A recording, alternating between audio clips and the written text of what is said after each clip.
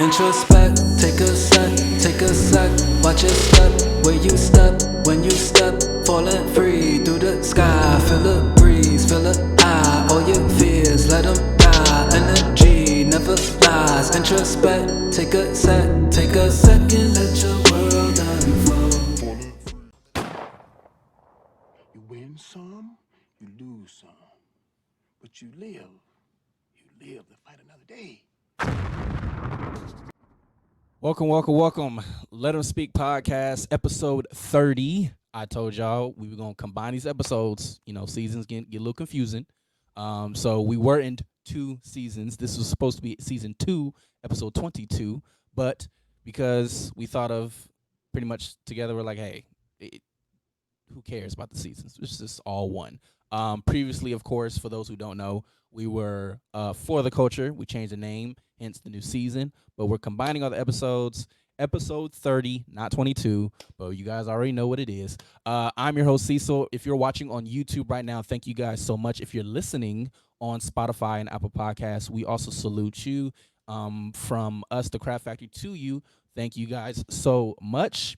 And I am without my good buddies, Osahan and Abraham, but it's okay. I'm holding down the front. My Nigerian brothers will be back very, very, very soon. And in place of that, though, not even on a sour note, we got an amazing person that I have been a fan of. I've obviously followed him through, of course, social media. Um, this man is I relate. I feel like I relate because he does multiple things. I do multiple things, and to juggle it, you know, there's peaks, there's valleys, there's highs, there's lows. But more importantly, man, he's just a creative at heart, and I really appreciate that. We got Brick in the house, Brik.Liam in the What's going on? house.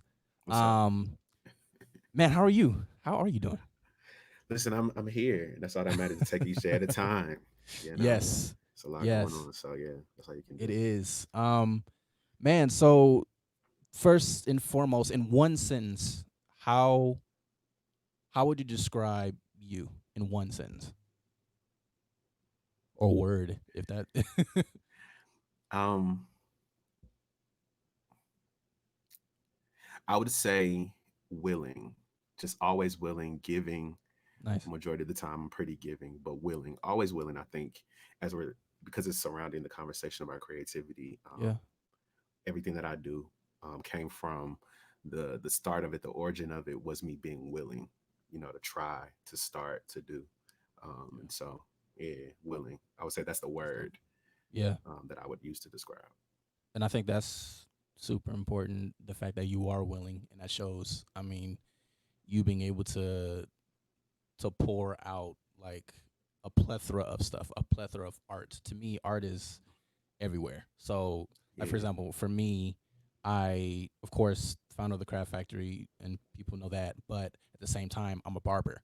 So, being a barber, I look at that as art. Like you're drawing on Oh, it somebody's head. absolutely It's is. not a. I don't look at it as like That's machine therapy. hair. It's man, it is It's therapy. therapy. Like I It have really is. and like that's kind of been my thing, honestly. Ironic that you said that. It's been therapeutic with everything going on. That is like I zone out. I'm not trying to learn nothing like that. I'm 9 years in, so praise God. But when you get to that point, it's just therapeutic, and it's just you just autopilot.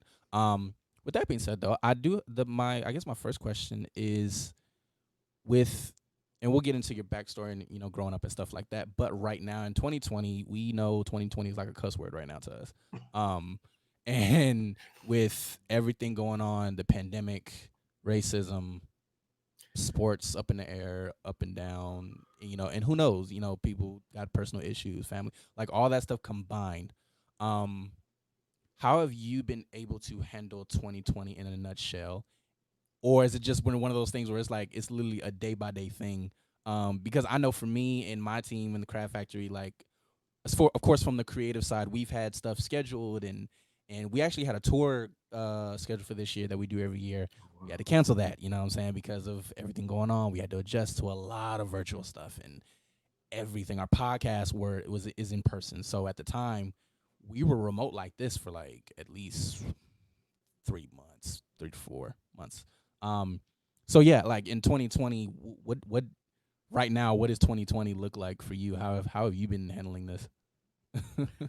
I think like when you asked in the beginning, like how I was, it's one of Yeah. those take it a day at a time. I think that's the biggest lesson for me when it comes to 2020. I knew coming into this year, so I actually recently quit my job. I won't say recently, like a couple months ago. This is probably, I'm Okay. going in my third month of being Nice. an entrepreneur, like full time entrepreneurship, Okay. and I knew that was going to happen this year. I just didn't know that it was going to happen in the middle of a pandemic. Right. So Use it all was of your like, talents and gifts. so it was like, yeah, like you're gonna quit your job, but you're also gonna quit it when a lot of Yeah. people are losing their jobs. Like you'll feel like you'll need it. Yeah. So it's just been a big, I won't say a big faith walk. It's been a whole bunch of faith leaps over time. Like every Yeah. now and then, God would just throw something else in there.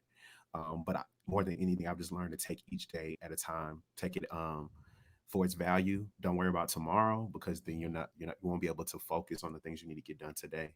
So Yeah. I've been trying to just practice that.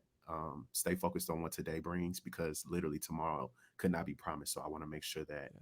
I'm doing everything I possibly can in today to Yeah. fulfill my purpose and do what I do. Yeah. So that's really all I have for 2020. I knew for Yeah. sure that probably everybody else is experiencing the same thing where it's more of like an inner transformation as well.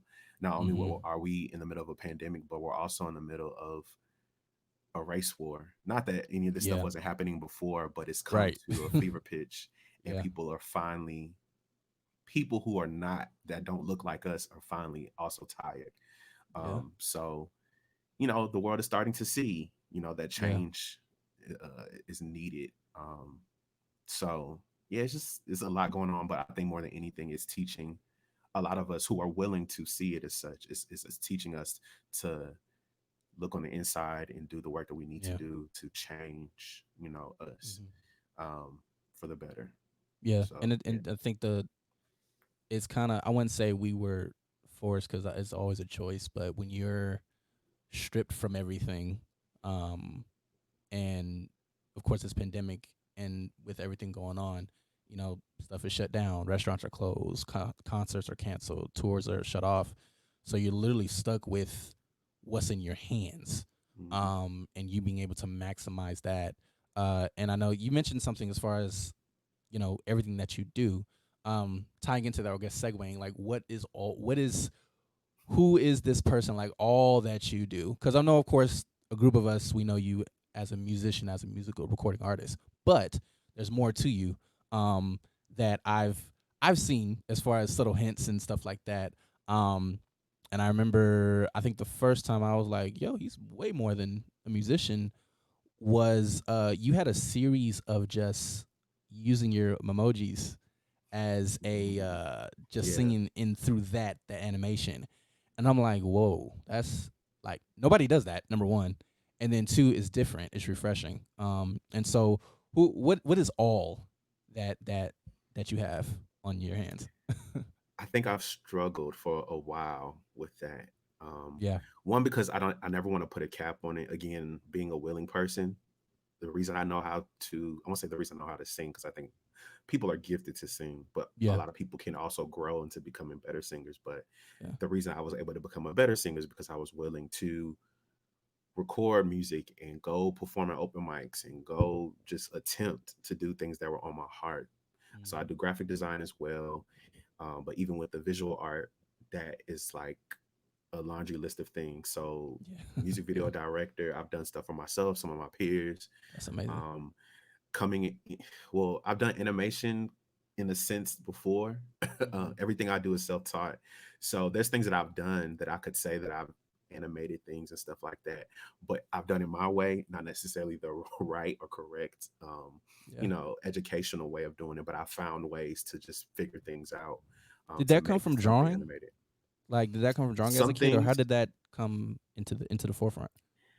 I I've always loved visual art as well. Not as much as music, but I think they've Yeah, always gone hand in hand to me. yeah. Um, but as far as like my background, like just Hmm. growing up, we were like raised where we couldn't go to people's houses. Like we wasn't doing a whole lot. So I spent a lot of time in the house inside. So I'm a military brat as well, and we were stationed in Germany I was stationed there from fifth grade all the way to graduating high school. So Wow. pretty much my whole teen life, and You was young outside the adult, country most of your teen yeah, life. Wow. pretty much my whole entire teen life, exactly. So it was like just being in the house all the time by myself. Like I have siblings, but we all kind of stayed to ourselves a lot. So most of my time in my room was just me playing video games, me singing, Yeah. me writing songs, me writing poetry, um, me putting collages together, just kind of always using Your introvert whatever. level was elite. Like And it's to this day, it's been hard to change that. man. You know what I'm saying? It gets a little awkward, but yeah, it's just I think it allowed me to it allowed me to get to know myself on a creative level. I think for me to get to know myself fully, it's just never going to happen. We're always, Yeah, yeah. growing and changing. But my creative self, just knowing that there was nothing that I really could not do if I just saw something and figured it out. And for those who do believe, I believe in God, and I know that the Yeah. Holy Spirit guides me pretty much on everything I do. Because there's things that I look back at and I'm like, how did I even Right. accomplish this? Like, how did I do this? Like, you can't. I always Man, see the look. vision Yeah. beforehand, and then I work backwards to figure out how to get to that last step. Yeah. Yeah. So yeah, like there's I don't want to put different titles on myself because I just call it an Yeah. all around creative because Yeah. I believe there's not really much anything that I can't do. I think that's the same thing for anybody.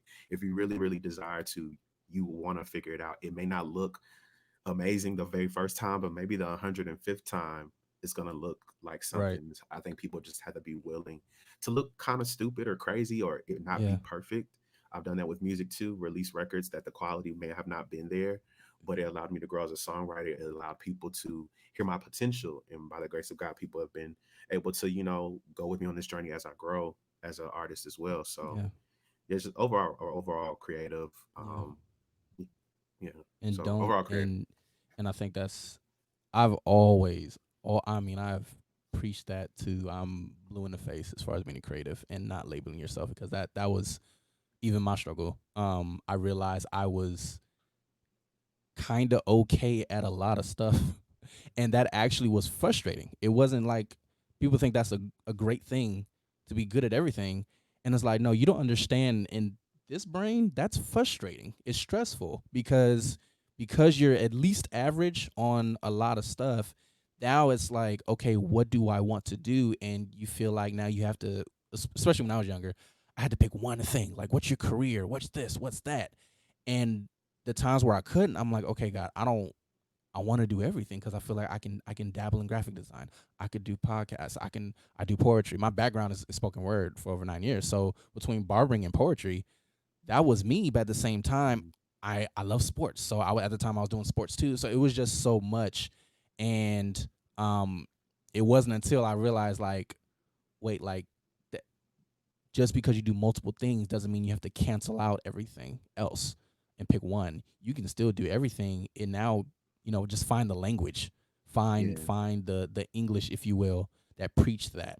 So you doing multiple things and not gonna understand that really well.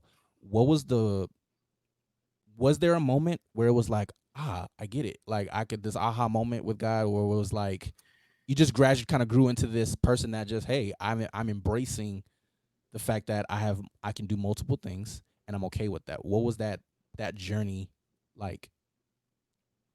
Um, well, I'll start off by saying that music came first. So music Yeah. is and will always be my very first love.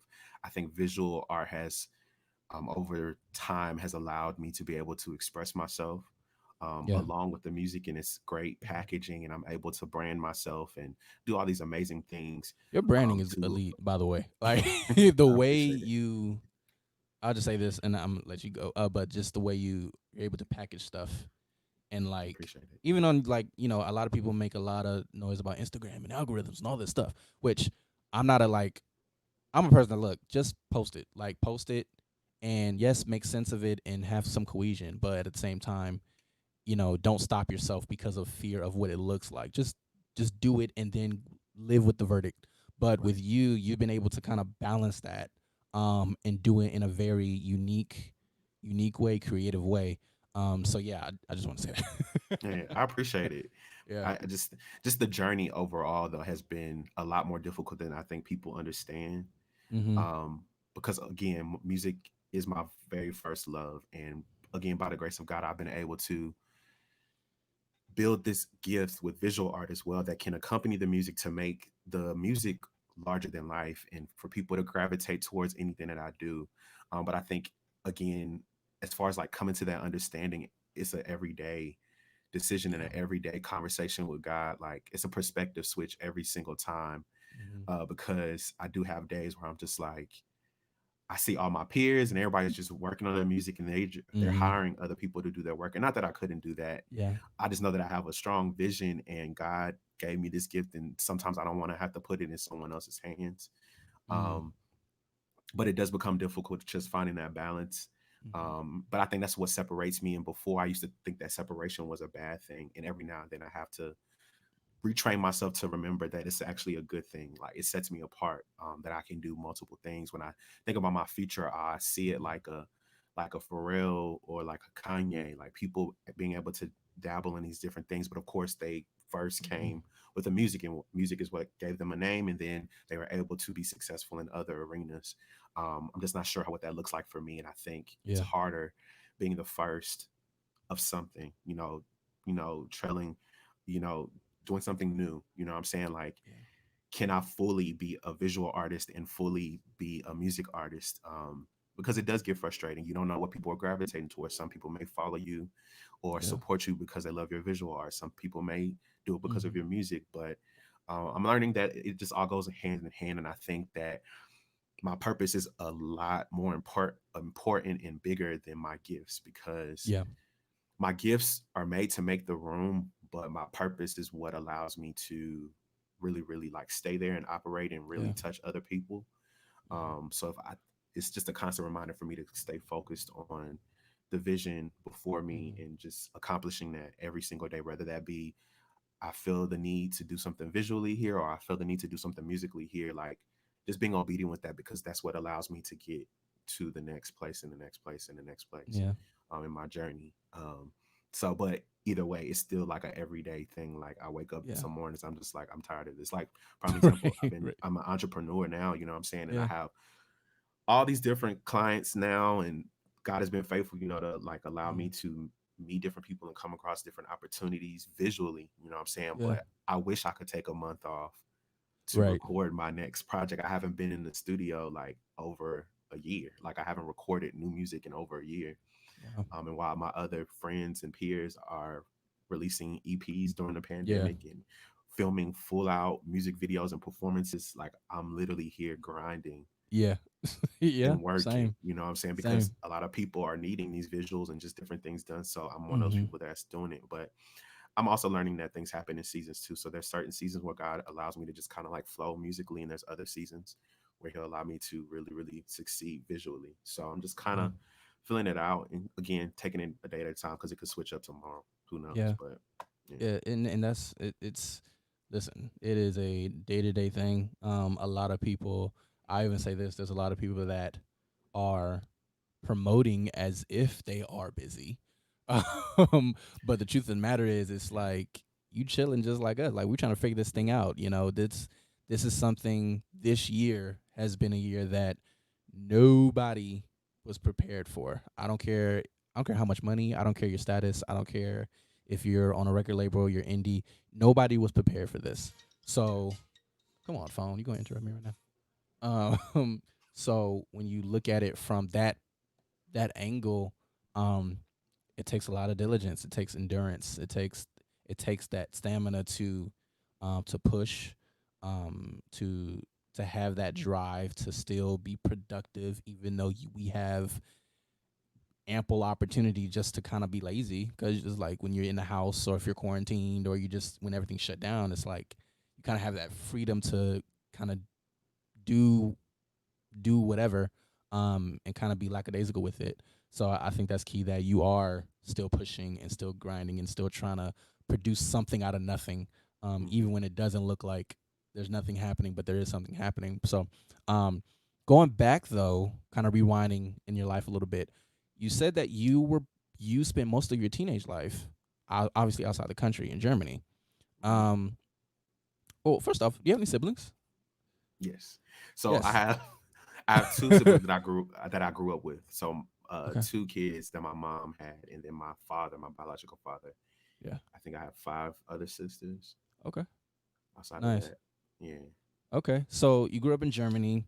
Um, a lot of times people don't remember that childhood, but how was that? Because I met a few people quite frequently, recently actually, that they say, hey, military kid, Germany, and so I've been like really curious, like what was that experience like, growing up out there, and then the transition when you now came to the States. What was that like? How I really want to know, like, a deep dive in your brain. Like, what was that like? Um, I think when I say Germany, a lot of people just think like, "Oh, wow, so do you speak German?" Like that's usually the first Yeah, question that's that the people obvious ask. question. So it's just like, "Do you speak German?" And there's like a few phrases that I remember because it's been Hmm. years now since I've been back. But I think people have to consider that because it was the military that imagine like a little American, community or town Yeah. within Germany. And then with Germany, there was like several other bases there. So when people say they were stationed in Germany, they could have been anywhere. Like Germany is, big. So, Yeah. Yeah. Yeah. um, so just imagine like a American community in the middle of Germany. So we were living on base. We had facilities and stores and things where people that were hired there were American and spoke English, and Yeah. so it was like Like a little America, neighborhood. yeah, like kind of big too. You know what I'm saying? Yeah. Like it just depends. Like there's several bases in one, city and different things like that. So went to an American school. It wasn't like I went to a German school. Went to Right. American Right. Right. school from elementary school, middle school, and high school. Um, and yeah, like it's basically just little America. I think it was cool. I think being able to live somewhere else and experience other things because of course we still were able to spend time off base for like the festivals and Hmm. just different things and carnivals, and so we did have those experiences, but I think the life of a military brat is a lot more difficult than people I think seem to understand. I look at a lot of my friends now, and a lot of them were able to grow up together. A lot of them are actually related by blood, so Yeah. just a lot of people being able to know that they have like childhood friends that they grew up with that they can communicate with. Me, um, there's not a lot of people that I keep in contact with because by the time I moved, you know, Facebook or like Instagram and email and all those different things wasn't like Hmm. that big of a thing. Um, Yeah. so it's not like I could keep up with everybody. So Yeah. I have memories, but it's not like super, lengthy as far as Right. relationships and friendships are concerned because a lot of people were moving, and this is also we were stationed there in the middle of once like 9/11 happened. Yeah. So imagine like a lot of my friends who were living there one day were stationed somewhere else the next day, or people their parents going off to fight, their parents Oh passing man. away, Yeah. then they're That's a having to lot. move. So it's very inconsistent lifestyle, just constantly moving because we actually lived in a few different places in Germany. We were stationed in different bases in actual Germany. So always constantly moving or people around you constantly moving. A majority of my life literally looked like being at home, being at school, and being at church. Wow. So it wasn't really much that I was doing. I mean, probably in high school managing like the football and basketball team, but Yeah. and doing track and field, but other than that, it wasn't really much going on. So it was really like me in the house. Um, it was cool, to be Yeah. able to, vacation on the weekends, like being able to like drive a couple of hours and you be in France or visiting Paris, being on top Is of the that Eiffel close? Tower. Well, the last place we lived in was Bitburg, Germany, and it was like a 2 hour drive to France. Not necessarily Paris, France, but Right. Right. Right. another city in France. So with everything being bordered there, like you're going to a whole nother place. Yeah. I've gone to Spain a couple times. I've been to Italy a couple times. Like it was just like Huh. in reflection. Now that I'm older, I can appreciate it. Then I was Right. just like, I do not want to go on another You're like, trip with my okay, we're mom. just going to another city. I don't want to go. You know what I'm saying? Yeah. It's like you're driving down the street, but it's really like in retrospect, you're like, oh wait, I've actually been to France. People want to go Yeah. to France. People want to go to Paris. People want to experience that. So, I mean, in retrospect, it was cool, but it was also a lot more complicated than people I think understand. I think it played a big part in my introvert kind of Yeah. vibe, and as far as like For sure. relationships, being able to maintain those because we're so accustomed to going, Just picking up going. and going. You know what I'm saying? Yeah. Like I moved around even in my adulthood, just constantly moving around. I moved back and forth between Houston and Atlanta so many different times. And it's just kind of what I know, just being a Yeah. nomad, just kind of going. So Got it. yeah. Okay. Yeah. So that now that's because out here, I think in the States, we, like you said, we treat Spain and France like, oh my God, I want to go to Spain. I want to do da. But we are we don't want to drive. Like out here, a 2 hour drive is like, What's the point? nah, like that Yeah. will never happen. Um, but you go to other places, a 2 hour drive is nothing. It's like, oh, my friend lives just an hour away or 2 hours away. Oh, let's go hop in the car and go. Um, so that's cool. That's unique. Side note is there, or side question, what is there food that, or food that you eat that you tried outside the country that you would eat now? Um, Not that I can think about, because I feel like Germany is known for like Wiener Schnitzel, which is Mm-hmm. basically like fried chicken fillets, but you know what I'm saying. And then like the People think Wiener sausages and stuff Schnitzel like is out that. here. Yeah, like it's there. I'm sure it's here somewhere, but it's not something I Yeah. would eat now. Right. I would say a delicacy there. I want to say I Mm-hmm. don't even call it a delicacy, but in Germany, what I found out was that they like to eat their French fries with mayonnaise. So like Whoa. where we dip now where we dip ketchup here, they dip ketchup there, but they also have it to where people dip in their mayonnaise. Which, being truthfully, like just being super honest, is That's not as bad as you insane. think. It's not as bad as you think. People, it's actually pretty Really? common here too. Like I remember first seeing it like happen. Like we were at like a carnival and they used to have like the fries in the little cones, and some Yeah. people would just squirt a whole bunch of ketchup, and other people would squirt a Mayonnaise. whole bunch of mayonnaise. And I'm watching people like eat it. I'm just like, what is going on? Like that's a whole lot of mayonnaise. But I'm just saying, it's Yo. to this day, it's actually something that I do to this day though. It's not bad. Like I don't eat mayonnaise by itself. It has to be like mayonnaise and ketchup together Right. just to cut Right. Right. cut Right. down the acid. But it's really not that bad. But that's something I learned. That's something Wow. I saw in Germany. Yeah, yeah.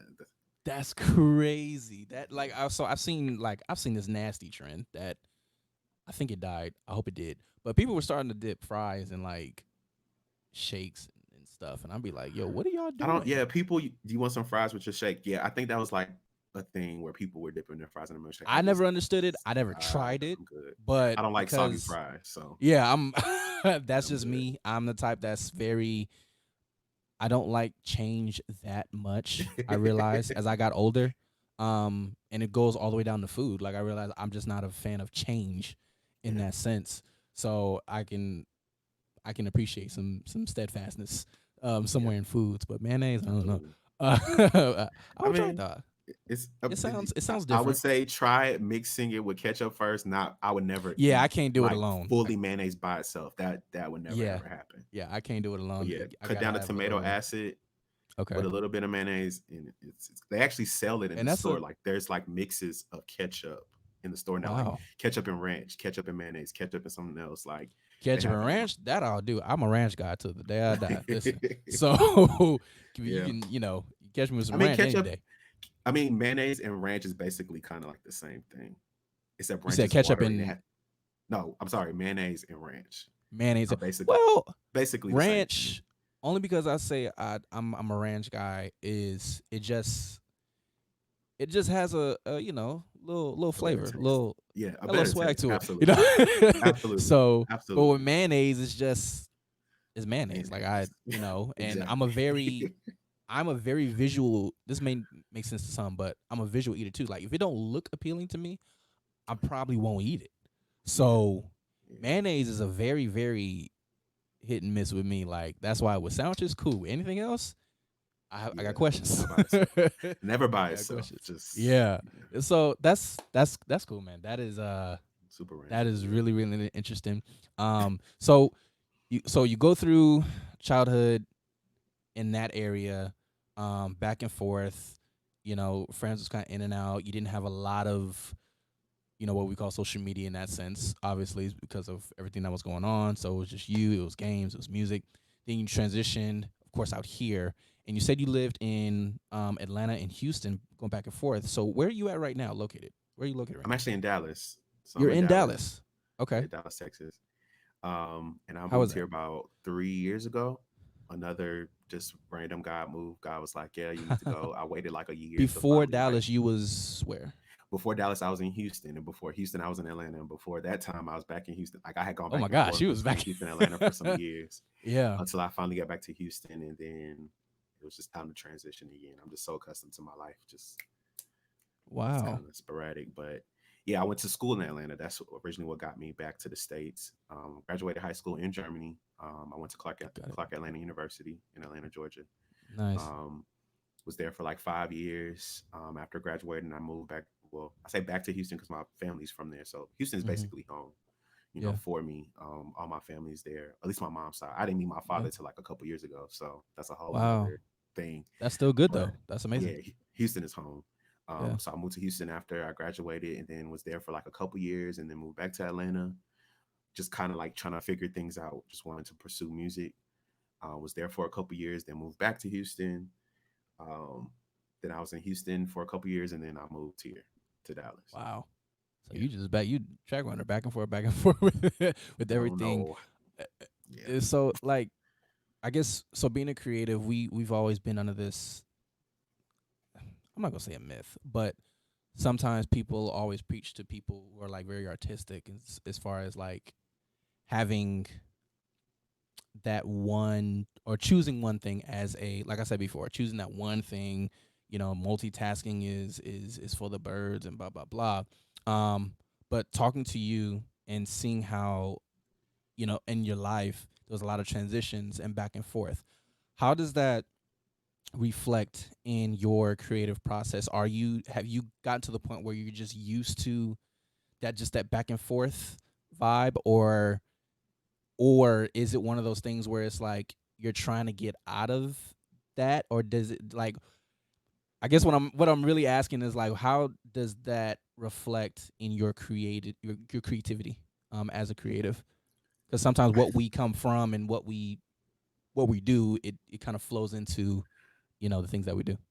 that's good because I never related the two as far as like Yo. my background and how that kind of plays Yeah. part and why I'm so like multifaceted and just doing Right. different things. I think more than anything, it did teach me to kind of just be on my toes, just be Yeah. ready for anything, being willing, to just go there. I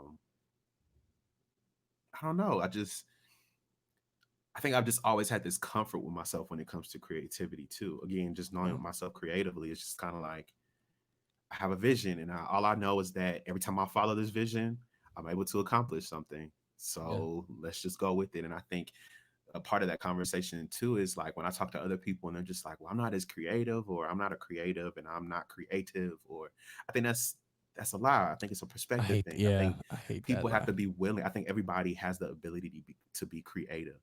Yeah. And then there's also these same people out here just kind of like, well, so and so is not really that creative, but why are they successful? It's because they were willing and they just tried Yeah. and they did it. And I think that's just the mindset you have to have. Just do it. Yeah. I think, of course, sometimes we struggle with perfection. So I think I've just had enough experience of trying for perfection and not working, and then just kind of going with it. Even if Hmm. I don't fully love it, other people somehow think that it's amazing. I kind of just like, okay, well, to God be the glory, because I have no idea Right. what Exactly. any of this is or whatever. But um, I think I'm just always on my toes when it comes to creativity. Always just Yeah. again being willing to not necessarily be wrong, but I don't see it as like a failure or a pass. I see it kind Yeah. of as like a constant journey, a constant experience that's so much Yeah. bigger than me. Yeah. Like I know that my source of creativity doesn't come from myself, Yeah. um, but it is a result of my obedience to that unction, if that makes sense. Like Yeah. all I'm being asked to do is do this one thing, and if I do it, then cool. Then all the outcomes after that, come as follows. But yeah, I don't Yeah. know. I think it's just that understanding that it's bigger than you kind of Yeah. helps you not put so much pressure on yourself. Yeah. Yeah. No, I totally agree. I think being growing up, like for me growing up, you I grew up doing multiple things. So it wasn't Mhm. like I was restricted in that sense.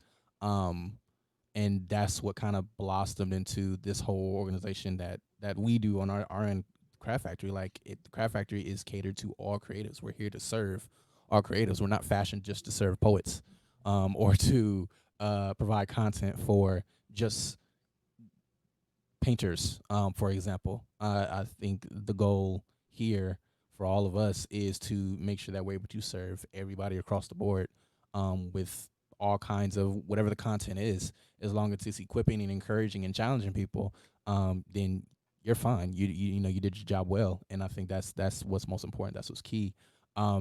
So, of course, timeline: Germany, out here, back and forth. Atlanta. I'm sorry, you said Atlanta, right? Atlanta. Mhm. Atlanta and And Houston. then Houston. Houston. I was about to go into the Drake song. No, absolutely. But I've never been to Vegas, but listen, yeah. so you're going back and forth. I'm assuming you're still singing, you're still doing what you do here and there. Um, and then as you get older, what would you define, if there is such thing as your big break? What is there? What would that big moment look like for you? Like, what's your greatest moment in Thus everything far. that you have done so far? Um, thus far, I would say 2017 and 2018, even coming into 2019, well, was it 2000? No, 2018, 2019, and even at the top of this year, Yeah. um, I got connected to PJ Morton. Yeah. And I actually connected with him back in like 2015, like when I was in school in Atlanta, like Yeah. his dad's I was about church to was ask in you, like, Atlanta. when was the first time you met him?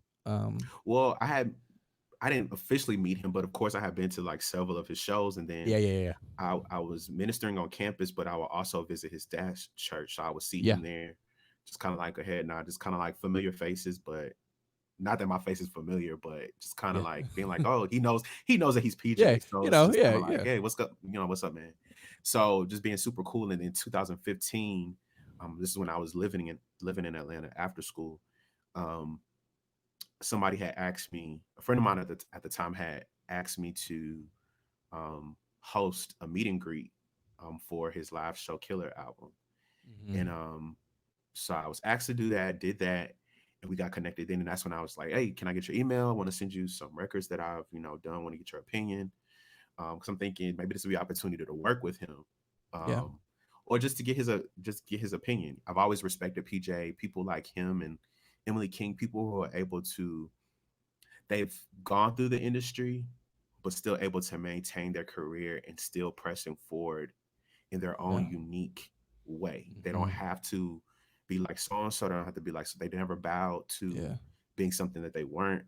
yeah, They've always been able to kind of just be the phoenix to kind of yeah. just They never broke. rise. They Not just that they they didn't bend. yeah yeah they just kind of just did them, and Yeah, it took a little more time, but that's what I guess resonated in my mind with me understanding that it may have taken them some time to get there, but that's how they're going to also be there much longer. I think so exactly. many people these days are used to instant gratification. They want to see the followers overnight, but we watch so many artists rise today and are And gone fall. tomorrow. Yeah. And not even just fall, they just kind of like disappear. And it's because hmm music is in this constant rotation. Like a song I put out today won't mean anything tomorrow because it's Yeah. old by then. You know what I'm saying? The expiration date. It's just weird the way that things work nowadays. And I Yeah. think again, it's a perspective thing because it's like being in the matrix. It's only real to those who participate in it. And Exactly. I think for those who decide to just take time to step back, do their own thing, wait to put out music, however they want to do it, it just works for them. You know what I'm saying? I think Yeah. I just really just enjoy watching them continue to do what they do. But either way, I met him in 2015, and we didn't really connect then. But eventually, he followed me on Instagram, and I remember he was actually on tour with Emily King, and hmm I remember he gave me his contact. I was at the Houston show. This is when I moved back to Houston at this time. hmm And he started following me on Instagram, and he saw that I was doing like different graphics for myself and just doing visual stuff. So he respected me on a visual level. I'm not sure if he had heard any music by that time, but Yeah. at least he knew that I was a artist and I Yeah. also did visual art. So they kind of went hand in hand into why he was actually even seeing who I was. Mhm. So fast forward to 2017, I had moved to Dallas. That same summer, I moved to Dallas. I finished my album, the Ascension LP, and put that out in October. In the top of the year, like February, January, February. It was some at the top of the next year, Mhm. um, where the same week, like I got a call from Layla Hathaway's people saying that I Yeah. won the competition for, the Dallas show, and she actually let me open for the San Antonio show. But that same week, That's dope. PJ reached out to me like via DM, like, "Yo, um, would you like to open on the More Gumbo tour?" But mind you, just Wow. that fall, I had just released my album. And I had just like gone to the Gumbo tour. Like my friend Ashley was opening in that time, and so I'm Yeah. thinking, Lord, like I wish I want to do something like this one day. And Yeah. then literally a couple months later, he's just like, "Hey, would you like to open?" And I'm like, That's amazing. "Yo, yes." He Yo. was like, "I haven't even." He was like, "I haven't even given you like the rate or anything." And I'm just like, "I don't care. I want to do it," Yeah, like not knowing yes. what all it would take, to happen. And I had just gotten this job. It was like my first like job where it was like Yeah. amazing benefits and all this stuff. And I'm like, well, dang, I'm gonna have to take some time off. Like, what does that look like financially? But God really took care of me. A friend of mine like donated $1,000 for me to like make sure I got on my flights the first time That's around. And dope. eventually the money started adding up so I could Yeah. do the hotels and Airbnbs and flights and stuff like that. But Mhm. that was like the first thing that was just kind of like, whoa, this is crazy. And then Wow. after that summer tour, he wanted me to go on tour with him in the fall. But I guess the agreement he had with the company, they had somebody else to kind of open for that show, even though he wanted me to do it. And I guess also giving, I won't say giving credit to myself, but also understanding that he wouldn't have wanted me back if I didn't do a good job. This being my very first Mm. time going on tour for the first time and people receiving me the way that they did. And not that Mhm. every show was perfect, because there were shows where I was just like, Yeah. I'm so nervous. What the hell is going on? And you Yeah. know what I'm saying? But then there were other shows where I was like, okay, now this is in my system. This is the very last show. So I know everything about this set. Like I'm good. So Yeah. it was a lot of learning experiences, but more than anything, it was just kind of like mind blowing to be like, I literally said a couple months ago that I really wanted to open for a tour or go on tour. And I have this opportunity, like I'm in it right now. Power of the tongue. Um, yeah, but anyways, that fall I was supposed to do that tour too, but the company had a different arrangement with him. And then that Christmas tour, he reached out to me to do the Christmas album artwork Mhm. as well as like some Christmas tour promo, because he saw that I was doing like illustrations and just different things like that. Yeah. Because what happened was, for the tour that I was on him with, I had started doing my own graphic like promo. So he was like, "Oh, this is really really cool. I'm gonna use this too." You know what I'm saying? So it Yeah. became that kind of thing. So he asked me to do the Christmas stuff, and Christmas Eve, um, well, a week prior to Christmas, he was one of the dates was in Dallas. He had me open for that show. So each city he had different people opening. And so he had me open for Dallas. And when I came into sound check, he was like, "Yo, let's have a conversation about a partnership." And I was like, "Okay." And I'm thinking, I don't know what partnership is, but cool. So we're literally talking on the phone on Christmas Eve, and he's like, "Yo, so about this partnership." He was like, and when I say partnership, I mean really, I want to sign you to my label. Right. So yeah, so it was just like, oh, absolutely. Let's Yeah. do it. You know what I'm saying? Because again, he's also somebody I've respected over time. In conversation with my mother, my mom, she was really strict on us not like having like secular music in the house. Yeah. But her also understanding that PJ literally is a PK. You know what I'm saying? Yeah. And just the way that he approaches it, the stuff that he does, it's just him.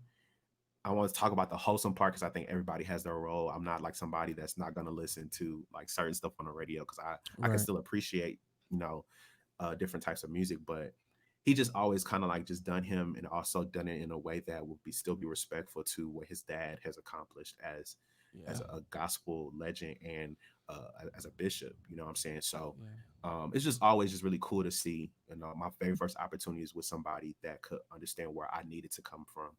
Mhm. And they also want to continue to work with me. You know what I'm saying? And just always wanted to support. I think it was cool because most people at this time are kind of just like anti labels.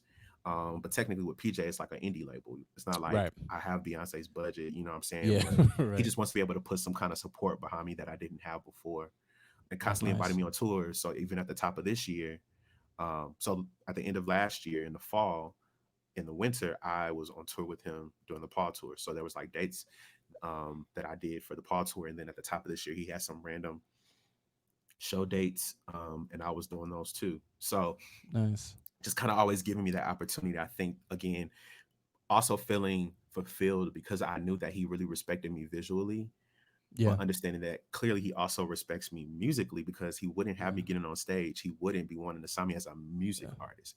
He That just means a sees lot. that. Yeah. Exactly. So it was like finally finding that like aha moment. The same thing, my experience with Layla Hathaway, like meeting Yeah. her. A big part of our conversation was her complimenting my Instagram page and how things graphically worked and how cool they looked and just different things. I'm like, of course, I would love to have a conversation about if she likes my voice or not, or like, Right. vocal Right. stuff.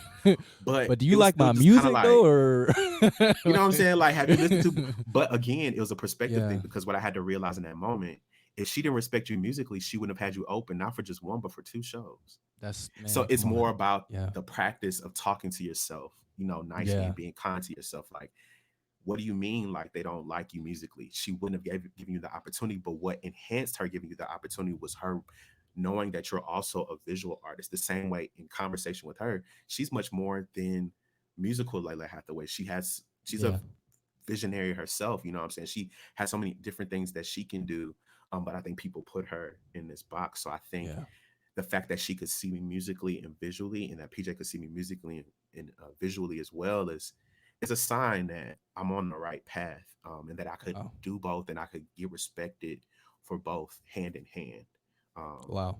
yeah. So That's yeah. man. That's amazing that they are able to see you beyond one thing. And I think that's key. Like to be able just across the board, even from human to human or just creative to creative, like be able to see somebody not just for the initial like, oh, you're good at this visually, okay, I'm gonna use you for that, or let's talk about that. But they're willing to go deeper and willing to grow with you, Yeah. and in some way, shape, or form, obviously, like lead you into other levels or new or deeper levels into what you already do. And I think that's key. And I know you mentioned names like Layla and PJ as pretty much, influencing you on some of the stuff.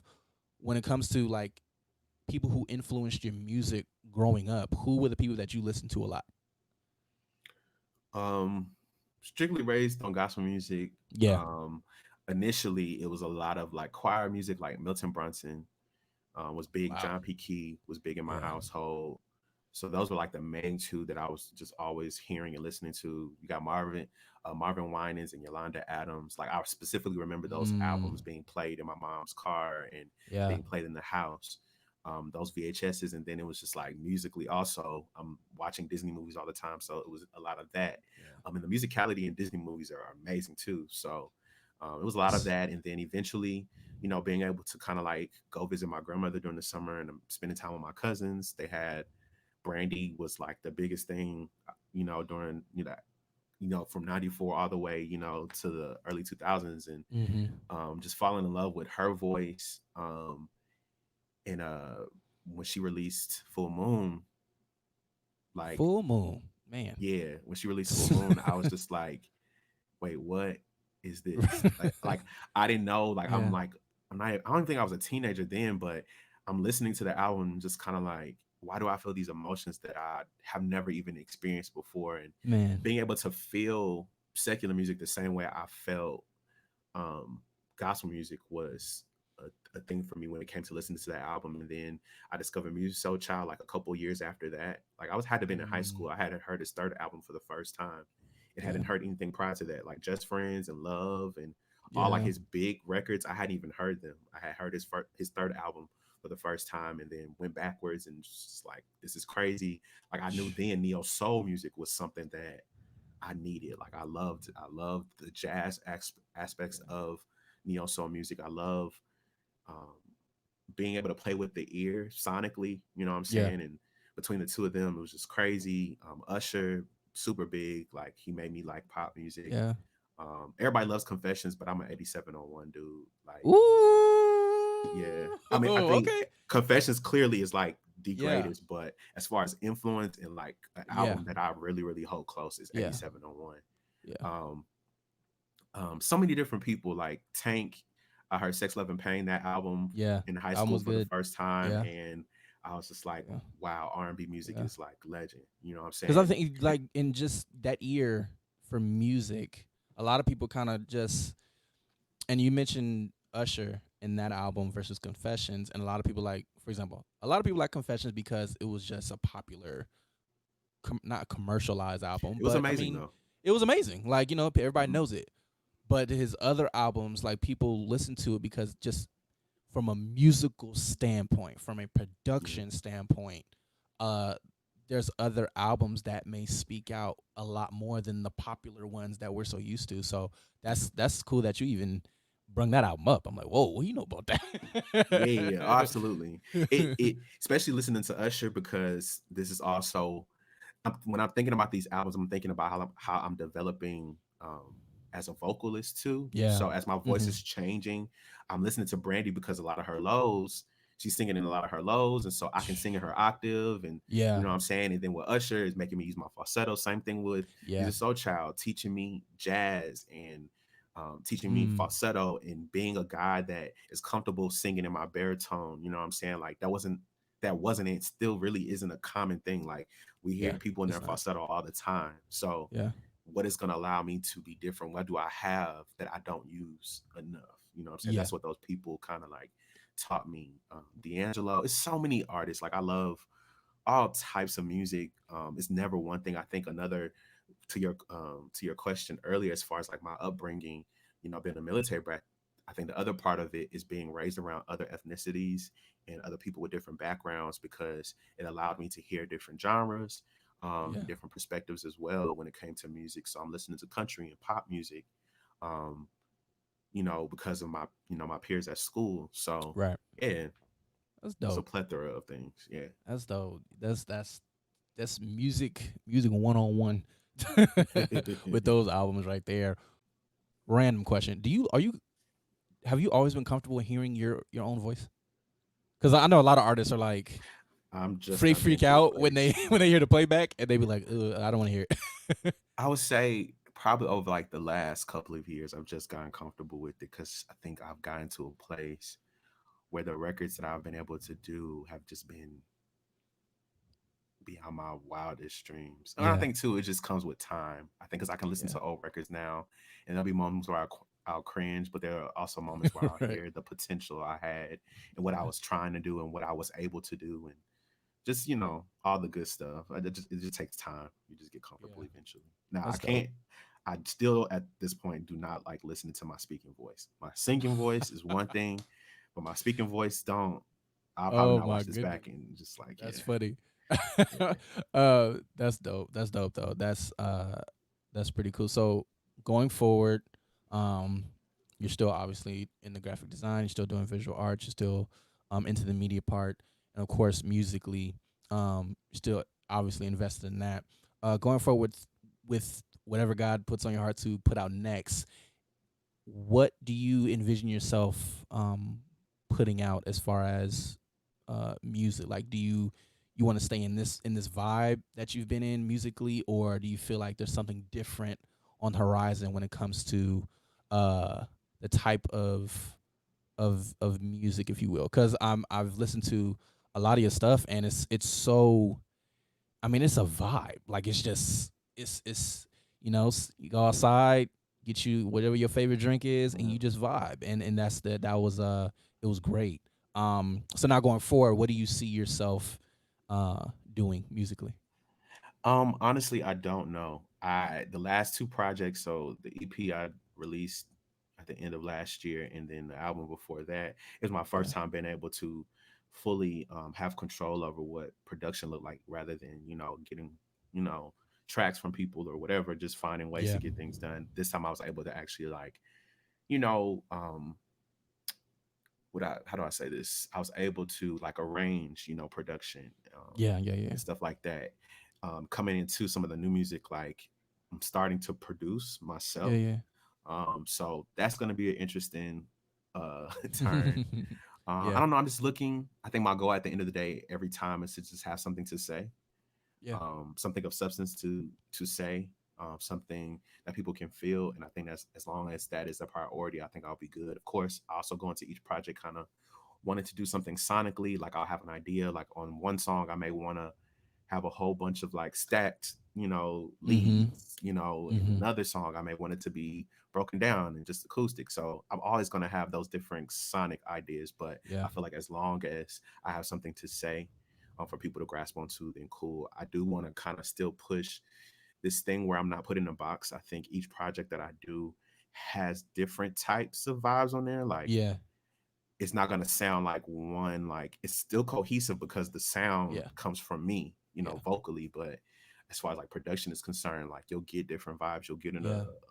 a acoustic uh what's the word I'm looking for? Like you'll get all types of genres, all the Yeah. time. And so I just want to continue to grow vocally. I want to continue to be able to flex, that ability and that muscle, just kind of always wanted to push myself to do something different than I did before. Yeah. Um That's so and that's glad that you're growing and you're able to have those options. Like I said, the late singer that we just played, like it was so it all fit, but you can tell it's like an adventure from your background mm, vocals. The last I was like, yo, the lows though are mm, it's crazy. Um, and then you going from singing to rap. Well, that was you. I'm assuming. yeah. Rapping, and it's just it's a beauty to listen to and to watch and watch as you develop and you grow in that. So man, I appreciate you, man. Appreciate it. Awesome time just going into picking your brain a little bit. Oh, Brandy versus Monica. I gotta ask you, who you got? I don't want to talk about I it. got my I'm, take. I'm gonna I'm I gonna say both. I mean, obviously, earlier I said one of my biggest influences is Brandy, but I think Monica also has records. You know what I'm saying? I yes. just think that that whole thing is because this has been a rivalry of some odd years. Like Yeah. the fans make it unbearable. I think their intent is to come in there to be Right. able to flex their catalog and the Hmm. world be able to hear it in a new way. You know what I'm saying? I think both of them have had seasons where they just may have not been treated fairly as far as like the exposure because the industry just constantly changing. And Exactly. one of Brandy's biggest records was, Full Moon. And now critic like it changed the soundscape, It did. of R&B music. Facts. But Facts. critically, what I'm saying, she only had two singles, well, three singles Exactly. technically, only two videos. She didn't get to promote it. She was pregnant. Like Yeah. just going through the history of like her career and Monica's career as well, I don't think they both have gotten the opportunity to really shine like they should have and what they've been able to do for music. Yeah. So I just want them to be celebrated. I think the fans make it unbearable. So I'm like, how can I watch this without seeing the comments? Because Twitter is Listen. already like being crazy. I've had to like just mute Yeah. everything because it's just like it's one thing to talk about preference, but it's another thing to talk about actual facts. And people don't want to do that. So it's just kind of like, all right, Yeah. y'all, No. let's Yeah. just That's why I started watching them on I think it's Apple Music now because you'll see appreciate that because that's exactly where less I'll be going. comments Apple Music because they and shout out to of course Swizz and Tim, they've been growing this thing. Now you can actually watch it on Instagram, YouTube. Was it YouTube? I don't think YouTube no more, not right now, but Instagram and Apple Music or Apple TV. So No, I usually now I just watch it from Apple Music on my phone or my MacBook or whatever, and just pop it up, and it's just there, full clarity, no, full visual. You'll get like Twitter comments. They allow Twitter comments, obviously, but it's nowhere near Instagram Live where you just see everything. yeah. And actually Instagram lags too. So I just realized that. But but no, man, I appreciate you. I appreciate your intellect and everything that you're bringing to the table, man. I'm extremely excited for the projects and stuff that comes out of you because again, you're not just a recording artist. You are much more than just that. And so I definitely salute you for that. Um, where can they find you? And for those who don't know who you are, where can they find you and how can they get in touch with you? So all platforms, Brik.Liam, Brik.Liam, or Yes. Brik.Liam.com has all the links that you'll need to find me, YouTube, Yes. all the social media platforms, all the streaming platforms and stuff like that. Yeah, Yeah. Brik.Liam. And his information will definitely be in our description and stuff for this episode. So with that being said, I will not be I'll be remiss if I didn't bring this up really quick in handling our platform responsibly. Our prayers and thoughts is with Jacob Blake's family. So recently there's been a story, and not even just a story, it's a fact. And there's video. Um, view it at your discretion. But there's video, of course, of him walking to the car. He goes in the car. We don't know what he was grabbing. We don't know what he was looking for. But the facts are his kids was in the car. Two cops opened fire 8 times in his back. He went to the hospital. He's still alive. So do not. I'm saying this in handling this platform responsibly. Do not be going out there spreading rumors or saying he died or nothing like that. We want this man to live. The latest report that we have gotten over the airwaves is, of course, he's still alive, but I guess he's paralyzed now, from the waist down. And so our prayers and thoughts is with that family. And I'll say this: I know that there's been people with this one that has been like, okay, well, you know, how people do the whole like, oh, what could he have done, and did he have to go to the car? Look, facts is facts. I don't care about what he was going for. I don't care about why or whatever. It's the same story we've been hearing. We're tired of hearing as black people. There's no reason why you should open fire on a human being that is unarmed. Even if he was walking to the car, which I seen the video. So because he was walking to the car, the policeman saw him and kind of walked with him to the car with their guns out and didn't decide to shoot until his back was turned when he opened the car door to lean in the driver's seat to go pick up, or I guess get whatever he was going to get. That is inhumane. It's wrong. They tried to murder this man. I don't care what nobody says. I don't care the reasoning or whatever. Okay, as policemen, people with authority and badges, you are trained, you have common sense at least to know you can detain somebody without shooting, period. And that is the frustrating part that we are still in this fight and trying to speak out against, is the violence, it is the inhumane acts, it is the senseless murders that policemen feel like they can do whenever or how many times. It doesn't make sense. So I wanted to put that out there. Please keep using your voice. Please keep being proactive with solutions.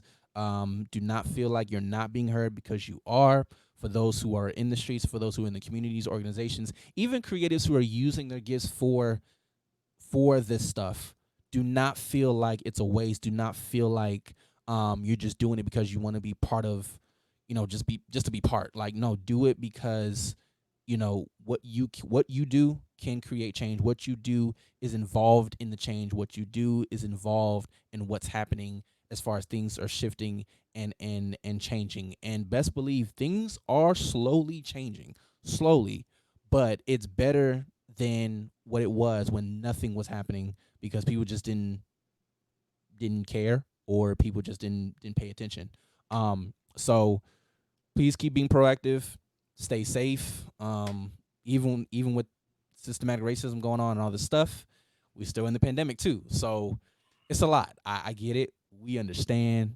Trust me. But please stay safe. Stay in good health.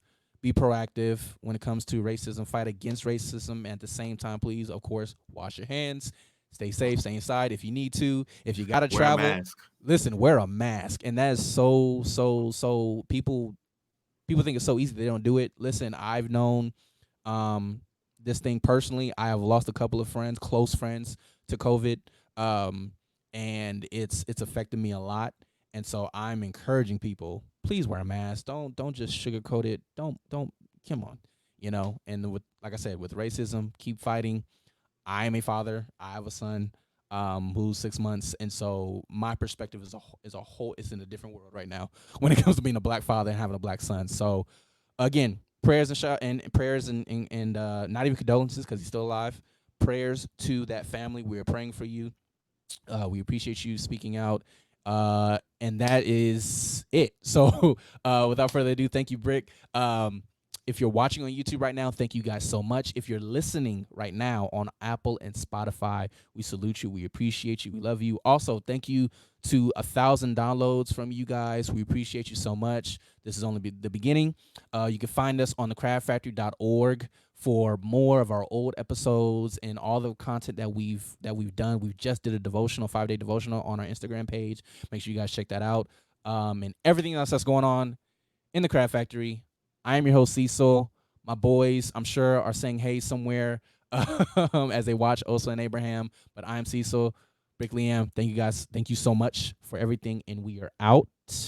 You win some, you lose See some. y'all when we see Live. y'all. Live to Peace. fight another day.